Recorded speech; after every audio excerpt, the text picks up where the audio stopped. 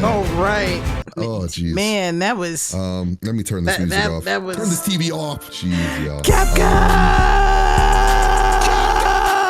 Oh my God. Man. I don't even know what to say. Capcom came out and just I don't know what to basically say said, you know either. what? Jesus There's like some Christ, bro. some stuff we got to go back and like talk about. Yeah. Like, yeah. I'm fucking laughing just because it was just like, oh, it's going to be like every few seconds we got to stop and be like, now that was good. Obviously, I think the first one, .emu is, of course, coming out with another like side-scrolling beat 'em up of a remake of an older franchise. Yeah, they've done it Ninja before Gaiden. with Teenage Mutant Ninja Turtles, Streets of Rage. Yeah. And so I feel like they're, of course, going to do it again, you know, with Ninja Gaiden. I think that's a good pick. It just seems like they're just a company to go to kind of like get people reinterested in these older IPs. Yeah, very true. Very true. I feel like that when you like when you, older but iconic. Yeah.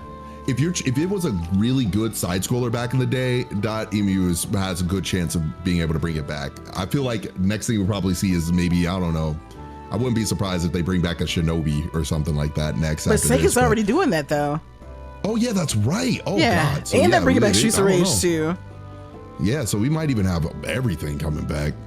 Okay, oh, so yeah, I've never played this thing. Either. I was when I saw that, I was like, okay, that makes sense for that secret level episode. Right. The show is pretty much like a bunch of like an anthology. They're all like separate stories. They're like roughly like 15 to 20 minutes long. When I saw like the Pac-Man one, I didn't even know it was Pac-Man. I had no fucking clue what it was. I was like, is this like some kind of like Legacy, what's it called? Legacy of Kain, Soul Reaver, whatever. I was like, maybe that's what this is. And then when they did the thing that's talking to the character, like opens up his mouth, I was like, Pac-Man?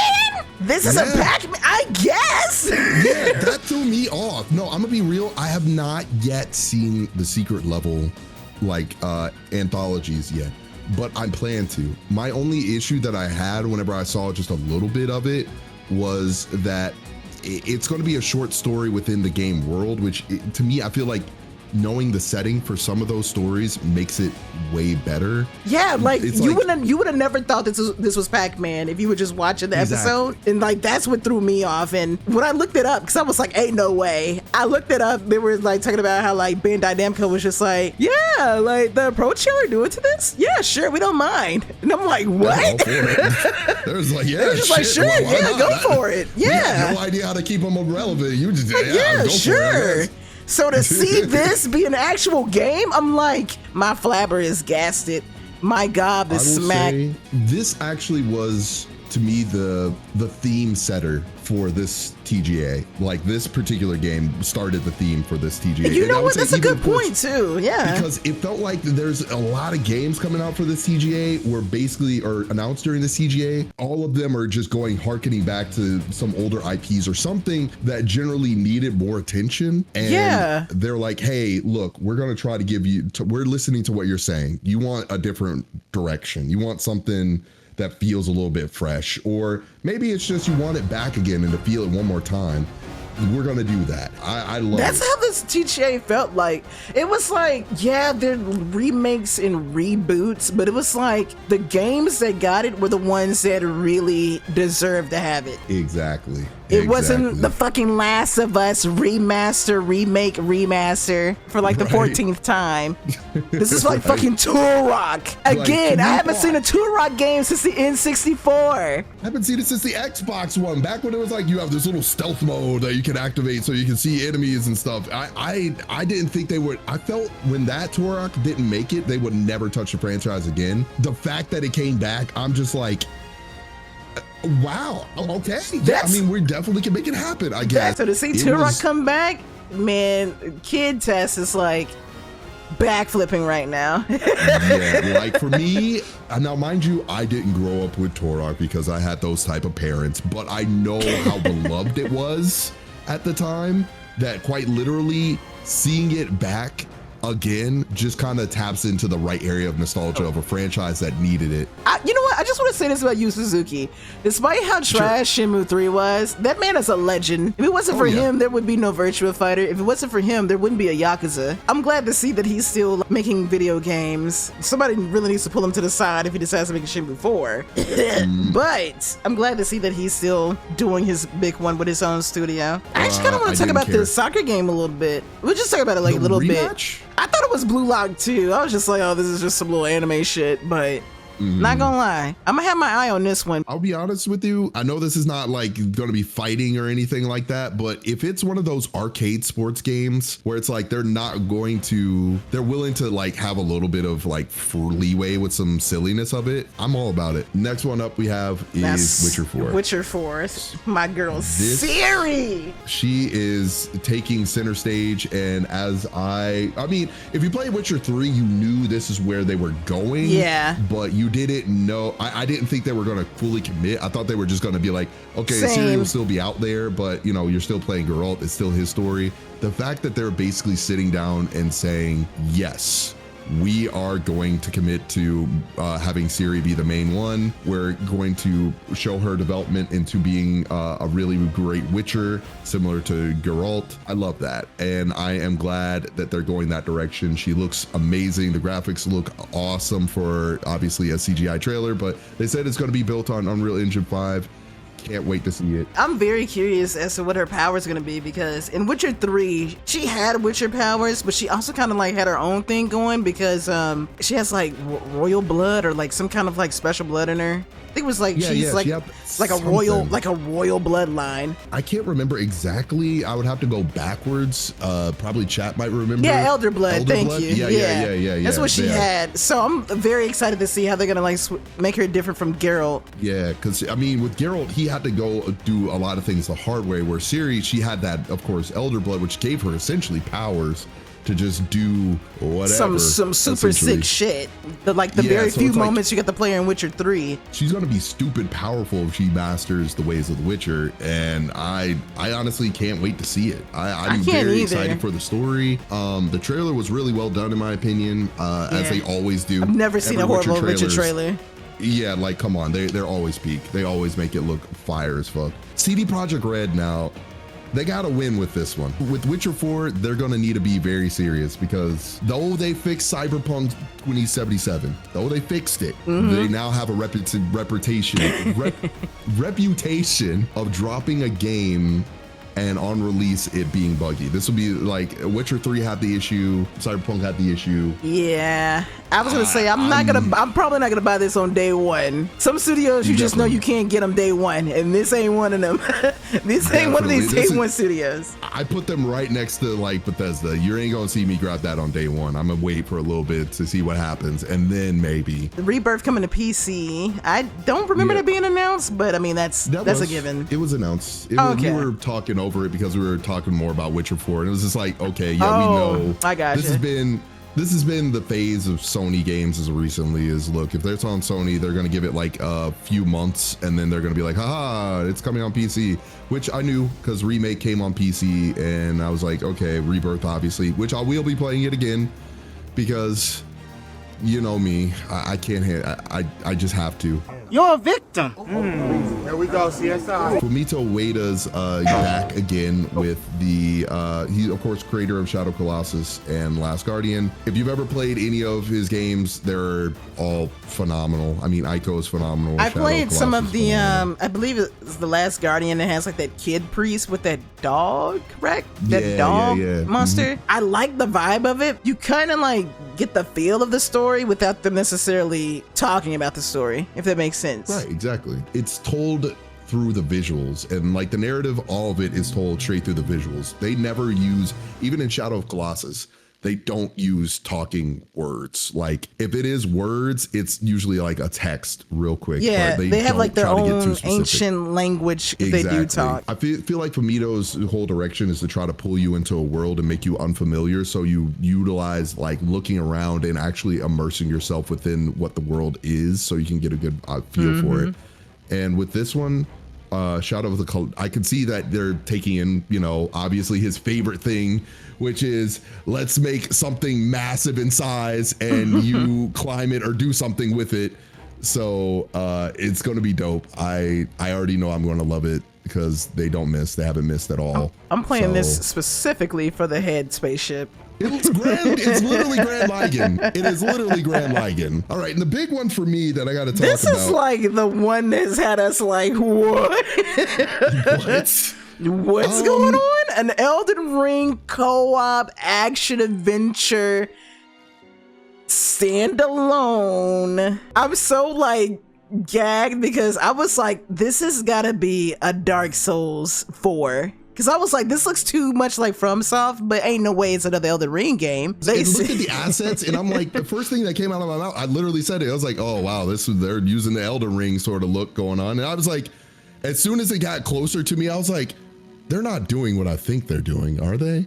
Like, it really didn't hit until I saw the Bandai Namco pop up, and I'm like, you're kidding me. Again? Yeah. Like, really? Like, Elden Ring is only 2 years removed from coming out. Then we have the DLC for this year, and you're already telling me we're going right back in for another year. And I'm like, this game sold 22 million copies. We gotta we gotta make some more Elden Ring. I feel like they see that there is a high demand for Souls games, and I believe that makes a lot of sense, you know, from a business standpoint. When the demand is high, keep it going, you know, just keep it pushing. But I don't think they're really getting what Souls fans are trying to say, which is we want a new journey. You know what I mean? Like, I'll be real with you.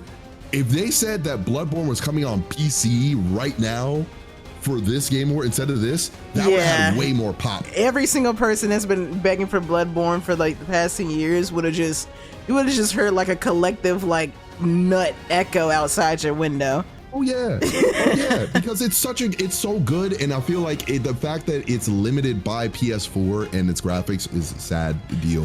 If they said Bloodborne 2 was coming out, like a new Bloodborne or something was on the way, that would have gotten a huge pop.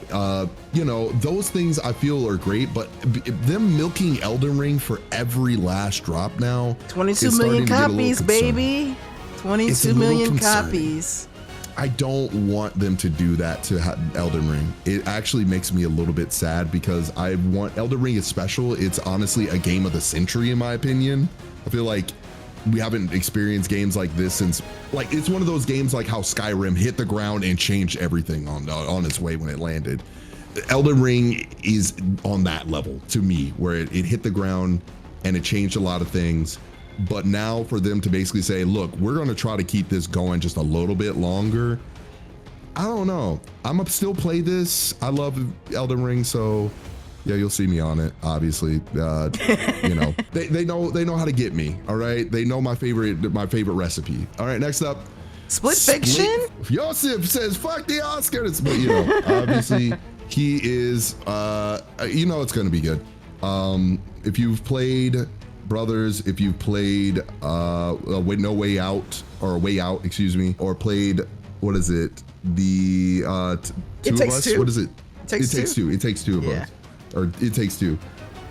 They were all phenomenal. And It Takes Two won in 2019 for its Game Award nomination for how really good it was narratively, and literally being a return of like split screen co-op, which we hadn't seen in a while. Yeah, I'm like, the last time I was playing couch co-op was when I was a kid. So like, I'm glad that like out of all the like fucking AAA, quadruple A, double A indie games that are out, like Joseph is always like kind of in his own lane, where he's just kind of like, hey, remember like instead of, you know, getting on your computer and sending your friends invites when your friends used to come over your house and you would play together side by side right next to each other. I mean, granted, you can play these games online, but you know, playing it with somebody right next to you, different feeling, completely different feeling. You know that person, and it makes you really, or like you're looking out for each other right then and there. I love that he's keeping that fresh. Perfect game for couples. And, yeah. Mom. Well, I read the play. Yes, I read the play. I will consider it.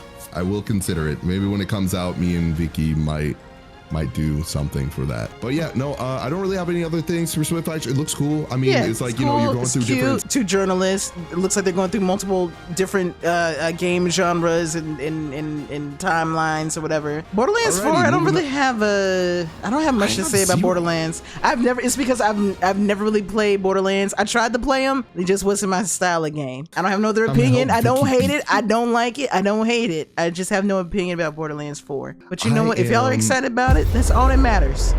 That's all that matters. I'm gonna be real with you. This is my perception on it.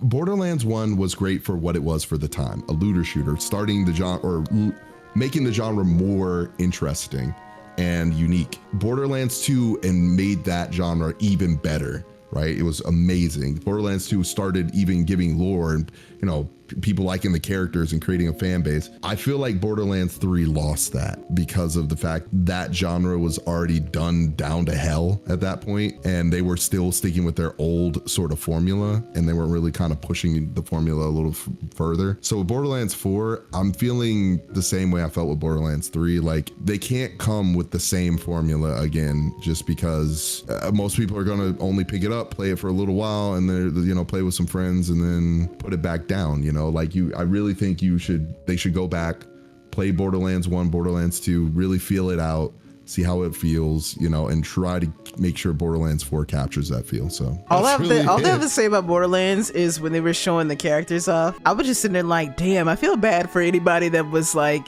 expecting Beyond Good and Evil 2.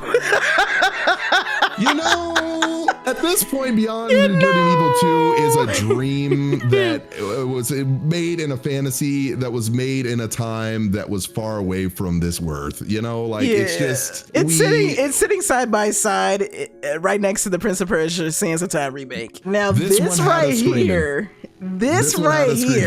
the presentation though, like it looked like a freaking, like it was like a action adventure game, sort of like Yakuza.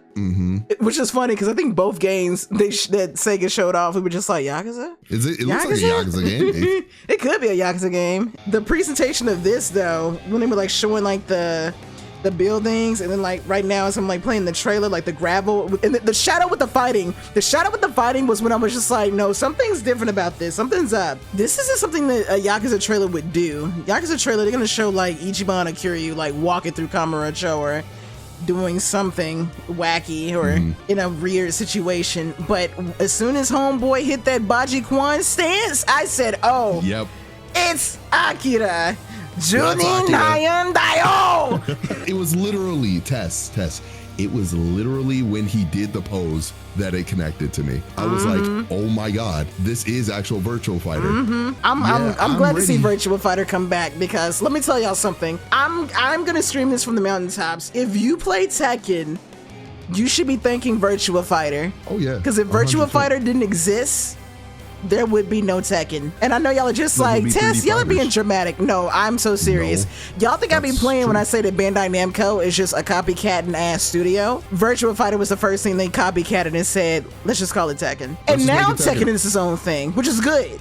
Now Tekken is its own thing. It has its own vibe. But before Tekken, it was Virtua Fighter. And even to this day, Virtua Fighter is still popular in Japan. Now, I ain't gonna hold you. Street Fighter 6, from what I heard, Street Fighter 6 has started a cultural revolution over there right now. But it's something, yeah, like, jeez. But like after Street Fighter, is literally Virtua Fighter. That's how popular Virtua Fighter is to this day. Virtua Fighter is so good, and we had arcades. I know arcades, a distant memory at this point. I remember every time I walked in, there was 4 cabinets for Virtua Fighter 2, because Virtua Fighter 1, it was that played all the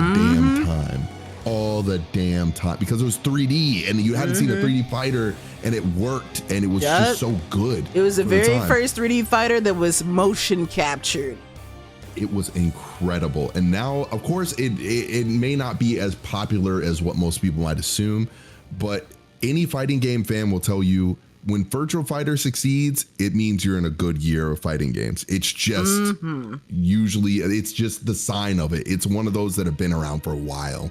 And to see it going back and looking at the gameplay that they showed, just the brief bits of it, I'm like, yeah, they're coming back with a vengeance, because that looks, that makes, it looks almost like they talked to like the people who developed Tekken and were like, look, we're going to try to do where 3D fighters are now, but we are going to speed it up a bit, because if you know Virtua Fighter, it's not a game of speed. It's a game of landing the hits. Yeah, that's because in Virtua Fighter, your health bar will get depleted quick. Very quickly. There is no strategizing. Niggas are upset about Tekken 8 and being aggressive. Nigga, your health bar in Virtua Fighter could disappear in 3 seconds if you make the wrong choice. And people are like, oh, well, because of the comp. Not even from the combo, bro. Not even. There really aren't. Yeah, there really aren't combos in Virtua Fighter.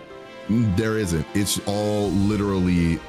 It's when people say, "Man, weird. I just want to play a fighter with honest neutral." That's Virtua Fighter. Yes, it's honest neutral, and that's why Japan loves it so much.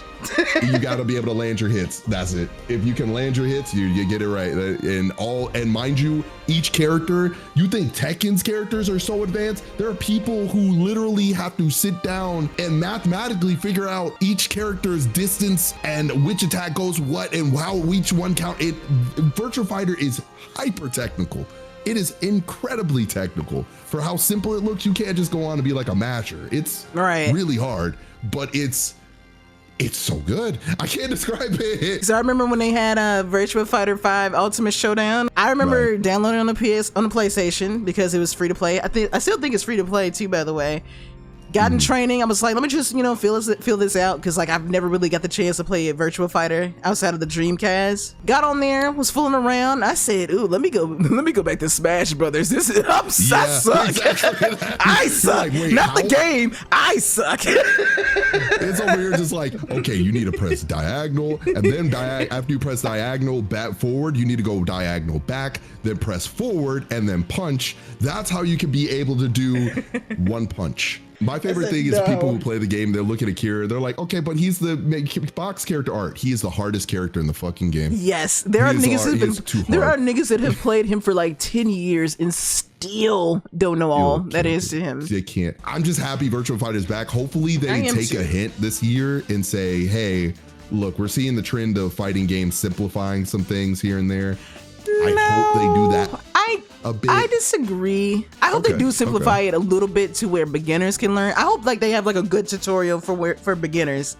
But as far as simplifying it, I don't think they should do it too much. I'll say I want it to the same level of where Tekken is right now. Because Tekken 8, a lot of people complain from pros because they'll say, well, compared to the previous Tekkens, I feel like I can do a lot more just because they've basically taken out a couple like curves for characters, but there's still characters that are still hard to use. Like you're not going to pick up Kazuya and just easy button an electric. It still takes some practice to be able to actually learn an electric and be consistent with it. And if you compare Tekken 8 to Tekken 7, it's night and day. Tekken 7 has a huge learning curve that's still classic to its previous ones, and with Tekken 8 you feel like, oh well, generally most of the stuff is pretty easy to do, but the technique and all the stuff that you need to be able to do it is still present. If the Virtua Fighter can capture that same feel where it's like, it's easy enough to do, but the technique you need is still something you have to acquire from playing it. Like pretty much like skill ceilings. Like, this can be achieved by even like the most unknowledgeable fighting game player. But if this is in the hands of a skilled fighting game player, it's dangerous. I get what you're saying. Moving on. Now, I'm trying not to walk out of the house. You have no idea how happy I am about it. You have no idea. Onimusha is back. Onimusha is back. You have no idea. Tess, I'm gonna let you take away. So for those of you who have never played Onimusha, it started off as just pretty much like every other fucking thing that Capcom was making at the time, a Resident Evil clone. What they did differently is that it was just, like Resident Evil with a samurai, and you're a samurai that like pretty much like goes after demons, and then like you can suck the soul of the demons, and then you suck enough like of these like certain orbs that you end up becoming like a specific demon yourself. I can't like remember like what the name of I wouldn't be surprised if his name was Onimusha, but like that's always been like the basis of the game. What I'm excited about is because I know Capcom has been sitting here and looking at all these goddamn Souls likes and Dark Souls and Sekiro and Neo. Like I know they've been seeing all of these games and being like, okay, well if we were gonna bring back Onimusha, what can we do differently? Like what can we do to progress the series and make it unique in and of itself? And I have a feeling like it looks like it's gonna be a Souls-like, but I have a feeling it might be a mixture of like, what would you call like the combat in Devil May Cry? I think it might be like I hope it's a mixture of that with like a little bit of Souls-like elements into it. That's what I'm getting the feeling of. Yeah. I feel so I'm like Capcom is always like great with like that arcadey feel. Yeah. And even then, like with the other Onimushas, eventually they started kind of like morphing out of being just like Resident Evil clone and became its own thing. And the story like wasn't bad either. It was a little bit ignorable, to be honest. But it wasn't that bad. I hope that maybe if they decide to give it like a more serious story, they do it. But if they don't, am I still gonna buy it? Absolutely. I am weak-willed. I'm on my knees with Jeff Keighley right now. Like, this is not a game. As I said before, with got the chapstick going right now. Oh my God, you're wild. As I was saying before, with how the beginning of the theme was for the TGAs, I feel like this was one of those big moments that everybody is going to sit here and say, this is what was huge for this TGA. Based on what I can see with this, Capcom's been going so far is they've been trying to reintroduce franchises in a different sort of light. Like RE with RE7, they basically said, okay, hold on, whoa. They were like, wait, y'all niggas like that Outlast game so much? Okay, well then, let's bring it back. let's see what we can do. OG. Yeah, you're gonna go around, you're gonna backtrack to no go more find action shooter. To do this. We're gonna really try our best to do instead of just crazy zombie shoot down, we're gonna return it back to just go over here, find puzzle item, finish puzzle. Onimusha was very successful for them back in the day, and maybe based on what I'm seeing with the gameplay so far, which is only a little bit, they essentially are showing that it does seem a little weighted based on how the combat is, letting me know that it doesn't look like it's going to be like you're zipping around doing crazy kung fu, sword play. It's literally going to be way more focused on, hey, you take what you can handle, which is a good direction to go, because that is how the older Onimusha was. It was a sword based RE sort of thing where you're just trying to only take what you can generally handle. After when they said this was coming, I thought to myself, like, you know what else could come now? If they want to, they could do Dino Crisis right after this, you know? They could. Because if they're willing to do Onimusha, Dino Crisis isn't that far off. They could. So, I mean, those like 14 Dino Crisis fans did like flood the Capcom popularity poll. Yeah. Who's the best male character? Regina. Regina. Thank you for Dino Crisis. Our dinosaur game that is about mechs and not about any of that, but okay, you know, we see that. It's like, look, I feel Capcom is starting to catch a note, and this was the first moment where I was like, they're I think they hear somebody. That I think they're starting to hear people. And they are. It's like, look, we can't just keep living off Monster Hunter, RE, and Street Fighter. They have their own proprietary engine now, so like that makes it even more better for them than like want to try and branch out and do things like with Konisugami. Granted, they were like, yeah, this sold 1 million and this is probably just gonna be it. It was just like a little test run, you know. But it's like, we appreciate games like that are out because it shows like, you know, one, Capcom, you don't have to always like stick to what's quote unquote safe. And I think we're all kind of tired of like the bigger companies always going with what's safe, and we're always seeing like the same fucking series come out every year, every 2 years, every 3 years. Feel comfy to take an attempt, because even if you make a mistake, okay, you know, we get it. From the gamer perspective, we're more comfortable seeing you trying to do something that could lead to a mistake versus you basically sitting down and saying, we just won't take the risk at all. A lot of the IPs that are famous today are literally just attempts and shot at the dark, you know, like, okay, hey, we'll make a game. Like, for example, Onimusha itself is a shot in the dark. If that is any message to Capcom, that should be, we need to take the attempt. we gotta keep trying. And I can tell they are. We'll get to the next one. Let's move to the next one because I'm gonna get to the point. I'm gonna hold the point. Squid Games on Netflix. It's just like, go sit down, Netflix. Please just stop. They want to get into the gaming side so bad, and honestly, you know what's funny is that, like, I remember I was anticipating like a game that they were coming out with that was based off of one of those Korean dramas they funded. It's called Kingdom, right? Yeah, right. And I like even did like a video on it and everything, and I was like, oh, this looks pretty cool. I might like watch the TV show to get like some background information about it, or well, to get the lore.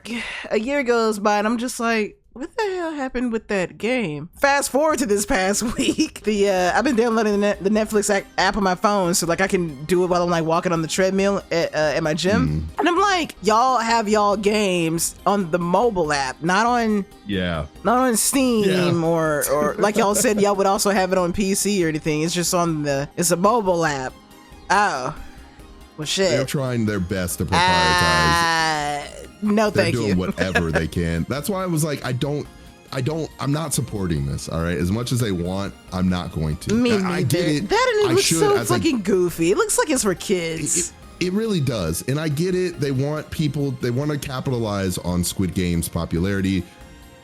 I don't think you should, but hey. I don't think you should either. That's it. You do you. I'm just gonna wave my hand at it, let whoever play it, and then, let it disappear like all the other games like it.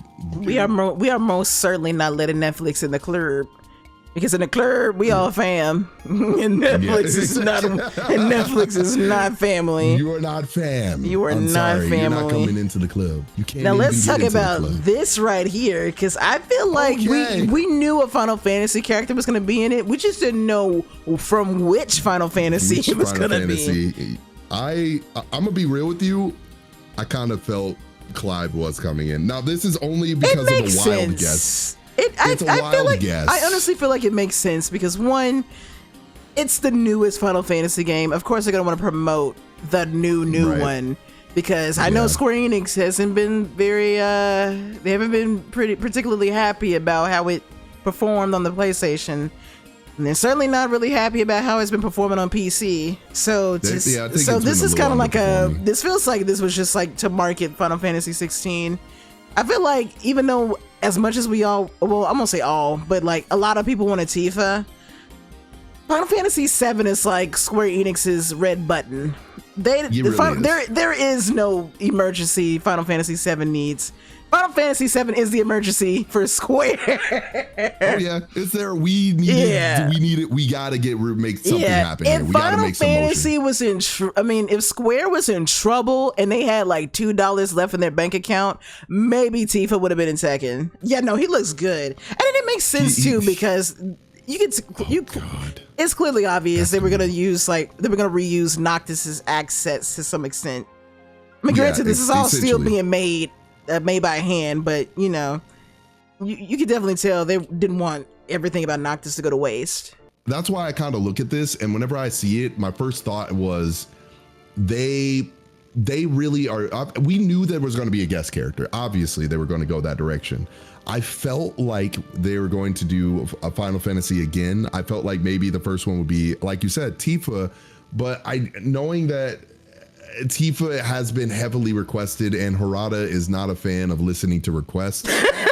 I kind of was like, wouldn't it be crazy if he was just like, and I'm gonna put Clive in there. Shut the head up and sit down. And it's just wild that I called that, because I'm just like, so he did put Clive in there. I don't know how it's gonna work, but then again, it hit me like, how would I have known Noctis would work? Let's be freaking real. I'm not gonna hold you. When they showed the like icons fighting in the background, I said, ooh, I know this stage is gonna be dropping niggas frames hard. Oh, hell yeah. Hell yeah. This stage is gonna be used to be able to be like, hey man, two Efreets fighting. If you want to, you're gonna have to deal with that. Oh my God, his fucking mix looks like it's gonna be annoying. But I'll be able to see him probably next week. Maybe on stream, y'all. I'll play with them just to get a good idea. If they do it just like they did Noctis, he's going to be so easy a child can play him. Clive Rosefield for Tekken. That's all I got. You know what's funny is that I can see all the Tekken pros going like, what the fuck? Oh, they were. You know what's so funny? Because even the freaking Verge says it's no Waffle House or Tifo Lockhart for that matter, but I'll take it. I'm like, yeah, exactly. Yeah. We're all just like, what the fuck? Stage fright. Cute. Cute. That's all I have to say. I'm not gonna front. I don't have anything I'm not gonna front. Great gowns, beautiful gowns. All right, next. The Last of Us Part 2 remastered. No. Clap if you care. Clap if you care. Sonic Racing Crossroads. Sonic, yep, I'm not a Racing. furry, so I have no comment on Sonic. Congratulations to Sonic Racing's really good. Yay, there's another one. Congratulations. That's it. Congratulations. Mafia the Old Country. I am kind of interested because it has been a minute since there's been sort of like Mafia inspired games. Like I said, Mafia 1 was great. Mafia 2 was, in my opinion, really, really good, even though it didn't probably have the same appeal as 1 did. Mafia 3, it was an attempt, but it felt like it didn't hold the exact soul of Mafia 1 and 2. But it was just the fact that I feel like you didn't feel like you were doing Mafia shit. You were just taking down Mafia shit the whole time. With this one, I feel like it's really trying to go backwards and just say, okay, look, we're gonna start over. Let's try this again. So it's sort of like a reboot, but like disguised as a prequel almost. Exactly. It feels like they're going to make an attempt to go back, start it, give you a really good story, because Mafia's main appeal is how good the story is and the characters and the different in how they interact with the setting and all the different twists and turns within the narrative. And of course, the fun, combat sometimes is in there, just because of the fact that I feel like in the older ones, you felt the weight of the combat more. But with Mafia 3, it felt like they were just kind of saying, hey, go to town, do what you want to do. I feel like that if they should kind of bring back that feel where it's like, look, the combat here is a choice of how you want to handle business. If you really want to go in there and be silent about it, it's going to change some things. If you go in there a little bit loud, it's going to change some things. I really hope they take that approach. So far, the CGI trailer looks phenomenal. It looks great. It looks like it's going to be a fun story. All right, on to the next one. This right here, this shot in the dark. Shot in the dark right here. With this one, Capcom unbuckled their pants and just put their whole kyak on the table. So as I said, with Capcom, I could see what they're doing now. They are attempting to come back with the franchises that they had before. And when I saw at the end of this, not only did they show Okami, because Okami, yeah, that's a great thing. I mean, there's huge fans of Okami. It was a revolutionary for its time. But seeing Hideki Kamiya at the end told me it said everything they needed to know. Yeah, if you were sitting here and it didn't become clear after Onimusha and Okami, when Hideki Kamiya popped up on there as well as coming back to Capcom, you could tell they're like, no, we want to try to bring back what we lost in these many years. We are really trying to go away from just the business portion. We got rid of the business portion for Resident Evil. We got rid of the business portion that was just doing repeat Monster Hunters over and over. We got rid of Street Fighter, just trying to stay up with esports and trying to blend. We are trying our best. We are back to respecting developers, and we are back with like treating games as well, games and art primarily.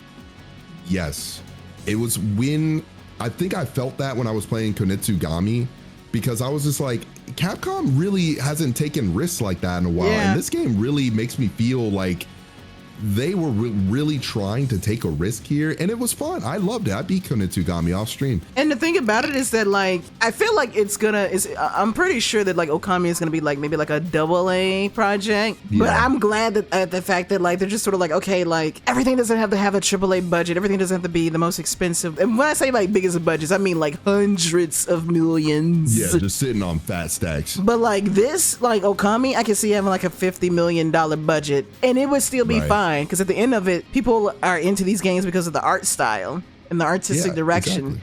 The artistic direction doesn't have to be super hyper realistic. I can see the pimples on your nostrils. I'm not trying to see Amaterasu's freaking like balls hanging. I don't want to see that. Or, like, can we change Ami's ball sack size? Like seriously, come on, like. Now remember, it's a they or she, right? I think I'm a she too. I don't need to see. She's a I don't girl. need to see their parts. Okay, I don't need to see her parts. I know it's supposed to be cel shaded and cute, and do that. Just give us back your artistic creations. Okay, that's what we're asking for. This TGA basically was almost like Capcom's moment of just saying, we're gonna do what we can to come back. We're going to give it a shot. I think it's more than just that, because they have been coming back pretty hard, even with like with Resident Evil, with Monster Hunter, with Street Fighter, and then they like dip their little toes with Exo Primal, they dip their like toe with Kunitsugami. I think with Onimusha and Okami, and even with like the surveys they've been doing, like asking people like, oh, what do you want to see come back? Oh, you like Phoenix Wright? Yeah, let's remaster the games that never came over to the West. Yeah, let's bring over the Great Ace Attorney Chronicles. Yeah, let's bring over the Miles Edgeworth investigations.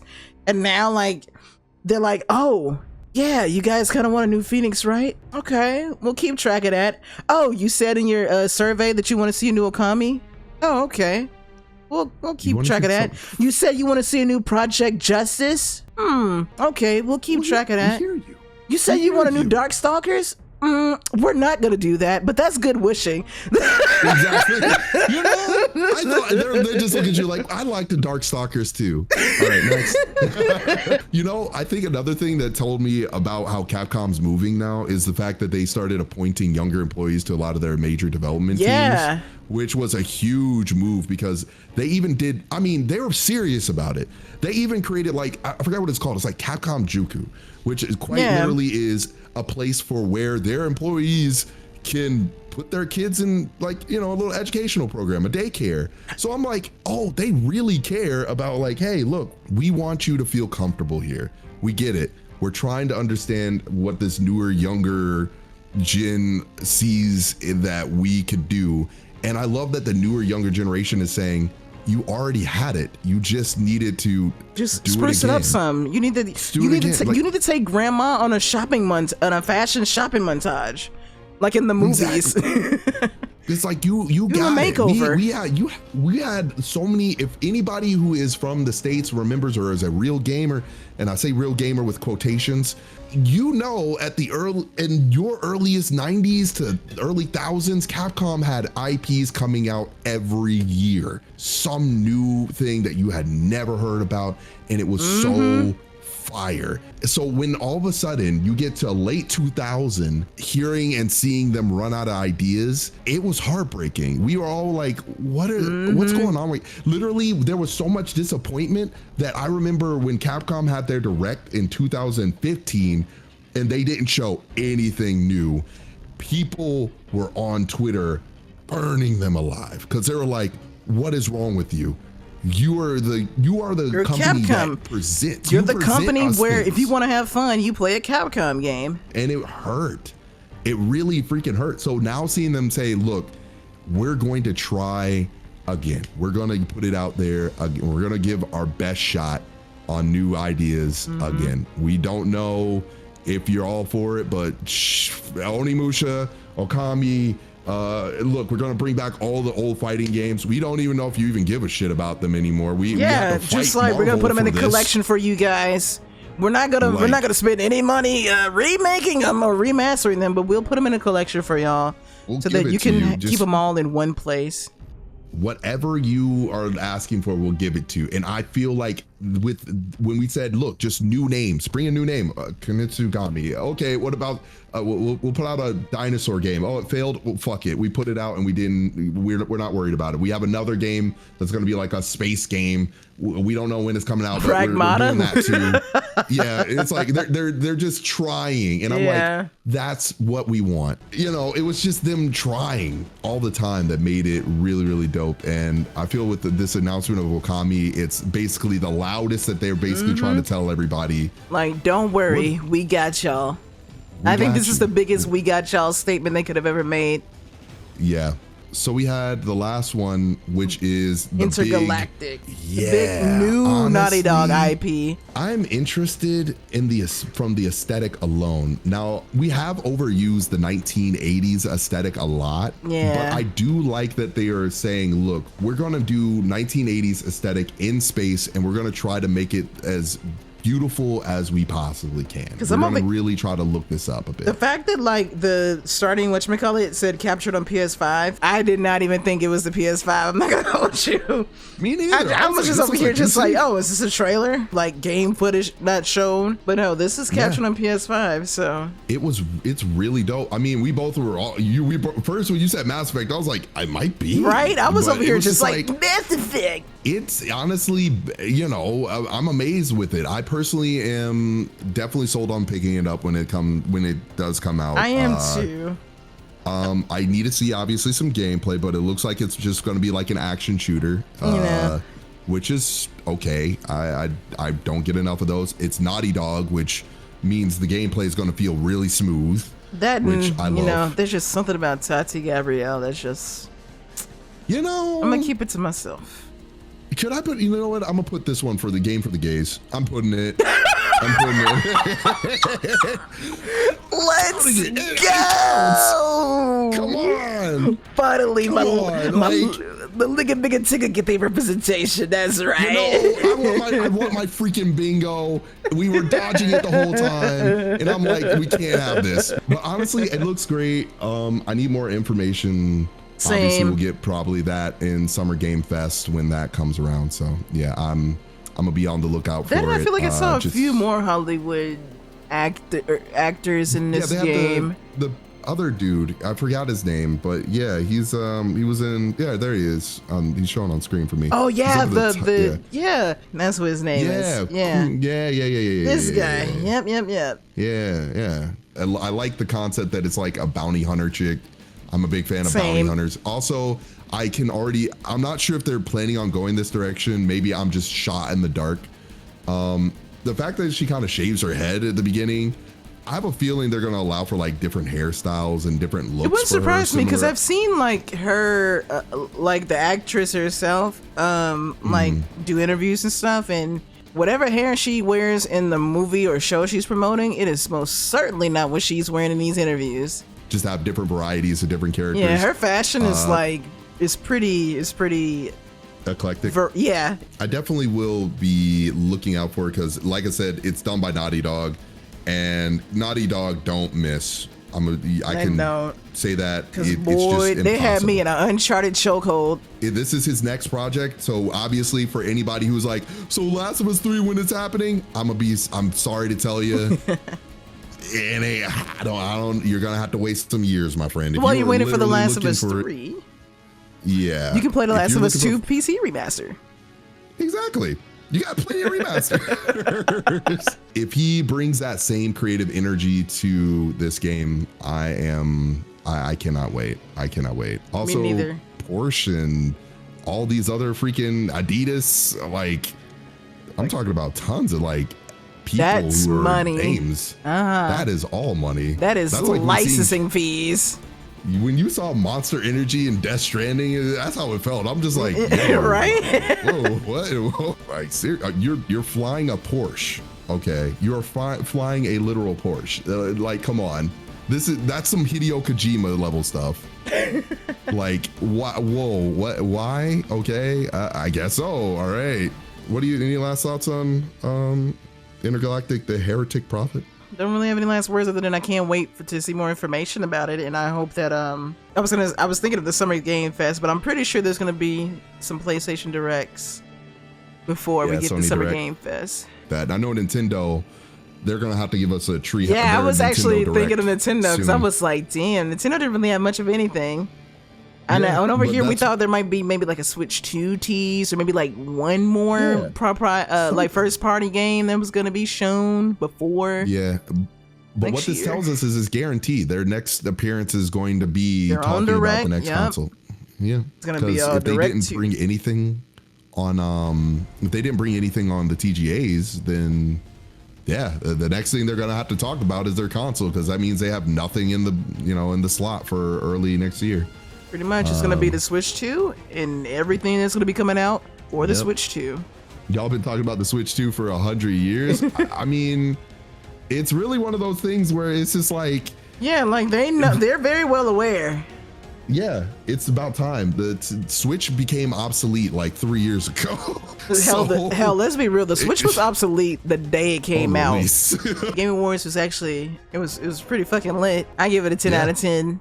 Jeff, you did great. All right. As yes, much as Jeff. much as I don't want to give you anything because sometimes you get on my damn nerves.